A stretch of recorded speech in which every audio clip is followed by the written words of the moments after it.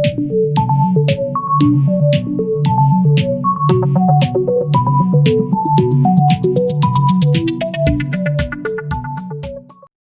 up, guys? We're back here with another video, and before I start this, just want to say that I'm sorry I have not been posting much. I have just had a cold or a fever or whatever, pneumonia, and then fevers were going up to like 102.5 was my quote-unquote record. But I'm feeling a little bit better. Hopefully videos will start coming out more more frequently, and I'll be getting higher quality on them. But today, I mean, it was a great game. I'm kind of starting to like playing at Busch Stadium just because, like, the St. Louis Cardinals are my favorite team. And, the stadium is just kind of nice. It's nice to have some fans after playing at minor league stadiums for, just nonstop. But Larry Walker's going to poke a nice double through the third base. And now Jim Thome is up. I ended up selling him, but he's a fantastic card, and he's going to rope that ball to right field. But I believe Larry Walker is going to catch it, and it will be the second out. Robbie Cano is up. Robbie Cano is, honestly, I mean, he's the best second baseman in the game. I think he's better than Biggio. And he's going to show it right there, because bang, Robbie Cano on that sinker just sent it flying. And that is a 2-run lead in the first inning. Felix Hernandez is not that hard to hit off of. He's not very good. He's never really that good. Cal Ripken Jr., my candidate for best shortstop in the game, and he takes them deep. Back-to-back 2-out jacks for the home run derby, guys. It was like a home run derby, man. This game was awesome. Now, Cody B is up. He is really solid in left field, and he's going to hit a ball that normally would be a base hit, but the shift is going to prevent it. And a nice scoop over there will end the inning. 3 outs. Now, this guy has Gregorius leading off. Now, that kind of scares me because Gregorius scares me. Especially, I've been watching the Kevin God or Kevin Go 8, I believe everybody here knows who I'm talking about. And, man, every video he does where the other guy has Didi at least hits a 1 blast. And, Nolan Gorman is up. Oral Hershiser, though, just really quick talking about this card. This card is fantastic. He has great pitches. That sinker and cutter are going to help him stay out of the middle of the plate, help him stay, I feel like he's more of a contact pitcher, even though he just struck, what's his name out? Nolan Gorman out? What's his name? And he's going to strike out Mickey Mantle, and Biggio is going to make a nice play back there and a solid throw to Jim Thome at first for the third out. A flawless first inning right there. No hits, no runs, and we're back. Craig Biggio is going to hit that ball pretty well, but it's going to be right to his right fielder for the first out of the inning. Craig Biggio, I've been really working with my buddies in event games to prestige some of my players. I got Sheffield last night. I posted it on my Instagram not too long ago today, the day that I'm recording this video, which when you're seeing this, it'll be posted one day after. But yeah, we're going to work a walk right there, and Mickey Mantle is going to pop out. I feel like he's been popping out a little bit more than usual recently, and I feel like a lot of people have been doing that. I don't know if something was changed in a patch update or whatever, but this game I was really seeing the ball well, and as you can see on that little pitch line where his pitch is going to go, I mean, that movement is just insane. And man, Cal is going to make a sweet play right there, just kind of almost hugging the ball. It was so close to him. Another just simple fly out. Oral is really accurate. I think Kluber, but he's a little bit more accurate. Not too much, but but I mean, it's awesome to pitch with him. That high sinker looks like it's not even going to be close to the strike zone, and then it's going to dip back in and strike 3, just catching guys looking. Now, I was going to try to record this yesterday and get it out the day that I'm recording it, which is today. But my microphone would not connect, and I had no idea why. I spent multiple hours looking online, like, why the heck did my mic just stop working? And man, his shortstop almost makes a really nice play there, but that's gonna be a single. But anyway, um, so I was just online. I was plugging, unplugging, and just trying to figure out what was going on here. And I just restart my computer. It didn't work, but then I saw that I needed to do a bunch of updates, and I was like, oh. So I tried to do the updates, and after they, went through, the mic worked, and I'm like, wow. Unfortunately, we were going to ground out in a double play there, so no runs that inning, even though we had some solid hits. Chipper is up, and he is going to ground out to Jim Thome over there at first. I do think Jim Thome is the best first baseman in the game, but I sold him so I could get my pitching better. For now, I'm going to have Pete Alonso over at first base, and Cal Ripken Jr. is going to make a beautiful play over there. He's showing the range, he's showing the arm, throwing out his 8-hole hitter. Now Felix Hernandez is up. He's going to strike out.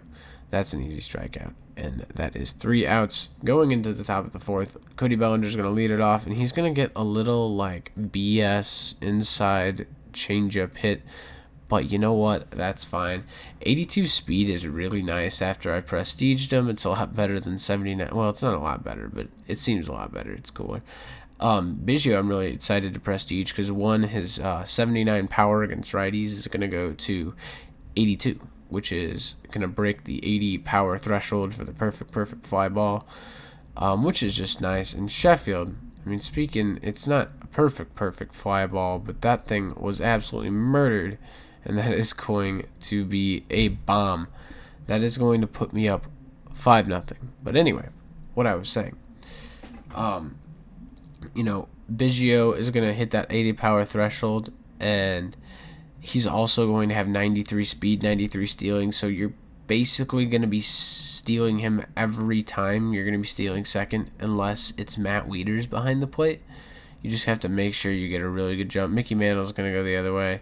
He's going to blast one that is going to stay in the park, and he's just going to get a double off of that. If that was a little bit farther, he would have had a bomb, but, whatever. It's all right. I'm up 5 runs. I'm not too worried right now. Larry Walker's going to break his bat, and that is going to unfortunately end the inning.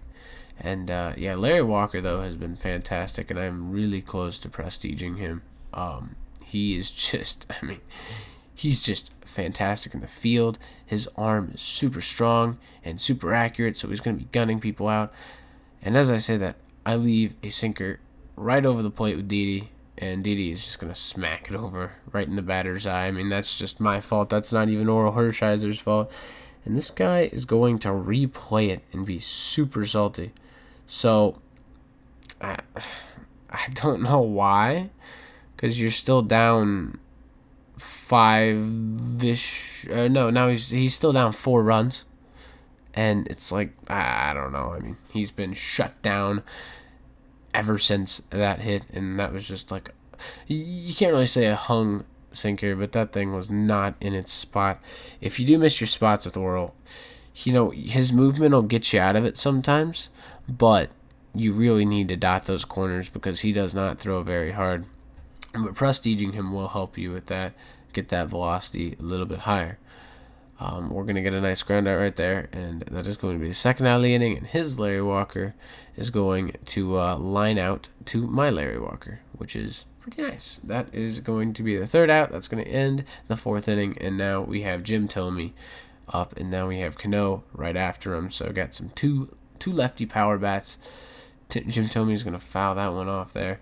Against righties, he's 119 contact, 125 power. It's crazy. We're going to get 2 strikes. We're going to foul off 2 decent pitches. That inside change was pretty good. And we're going to lay off that high and inside fastball. That was definitely a good 0-2 pitch. You never want to let up a hit 0-2. He's going to throw an outside changeup, and that wasn't even tempting at all. 2-2, Felix is going to throw a fastball, and I'm just going to fly it out to center field, unfortunately. And that is going to be the first out of the inning, but did make Felix throw a few pitches. And now we got Robbie Cano up. He hit a single last time. First time he hit a bomb over the fence. Let's see what he can do this time. One out, and he is going to hit the ball pretty square, but just ground out. One of those unlucky hits. But Cano is on a tear for me right now. He's ridiculous. He makes decent plays. He doesn't make spectacular plays, but he doesn't make errors. Ripken, on the other hand, as you guys saw, and I can't even remember what inning it was. I think it was the third.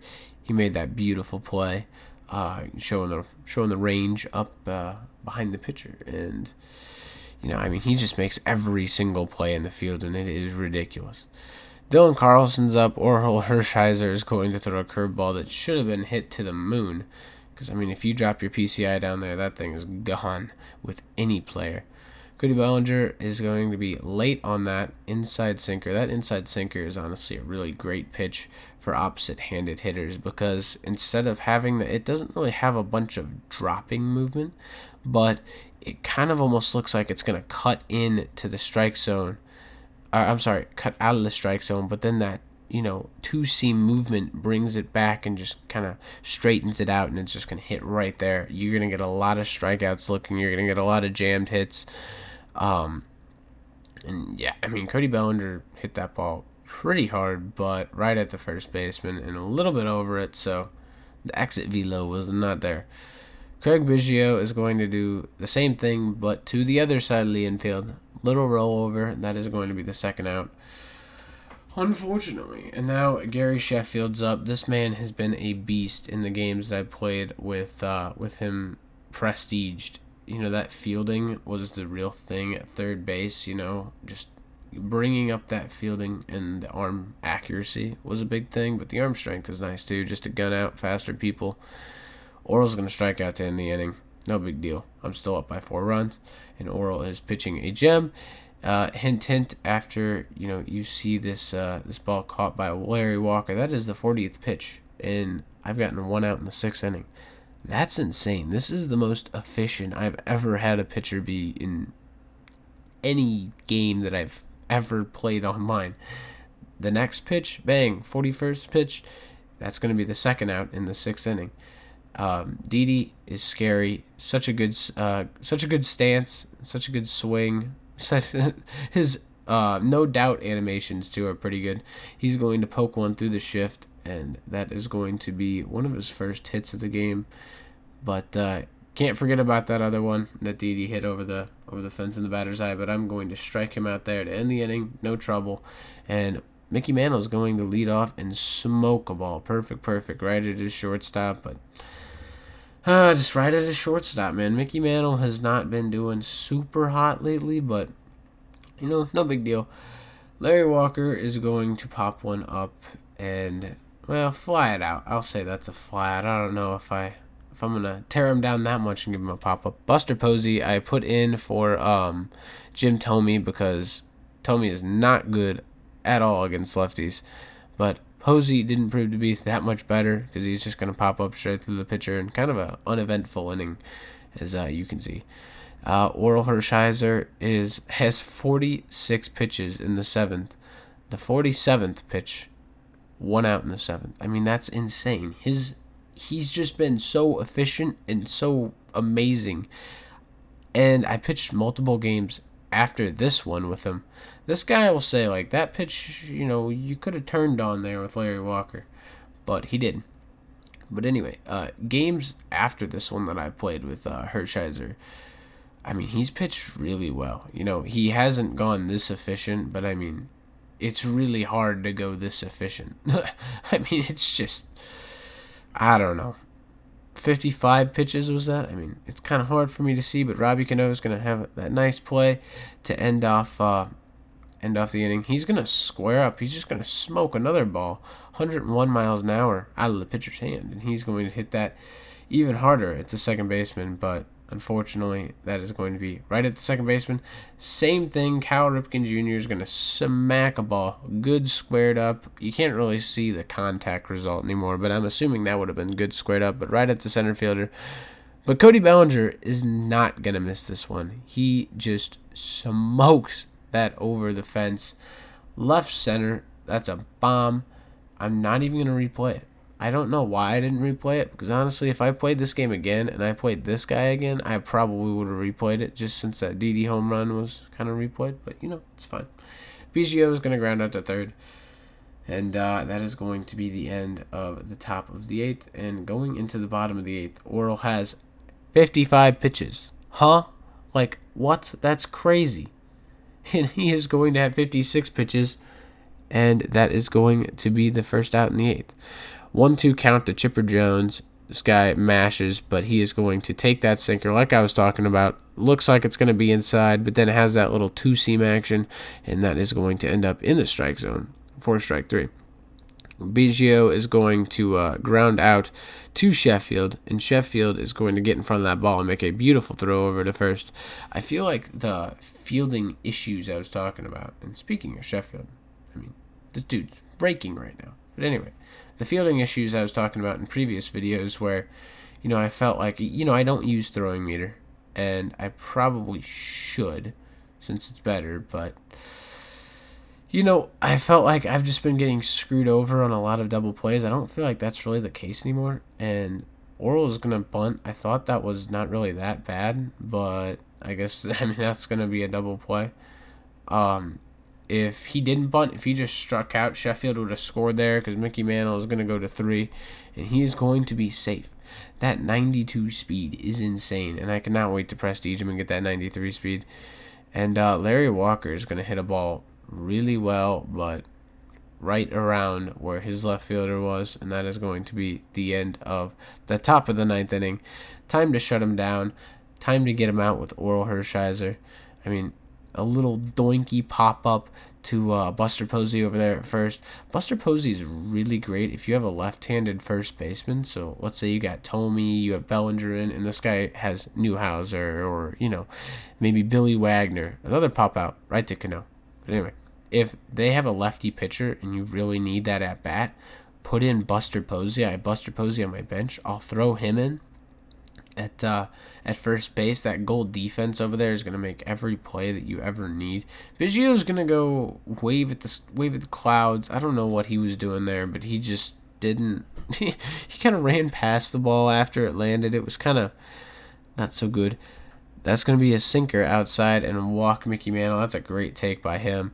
And Larry Walker is going to fly out to end the game. Overall thoughts on Orel. He's amazing. He's better than Kluber in my opinion.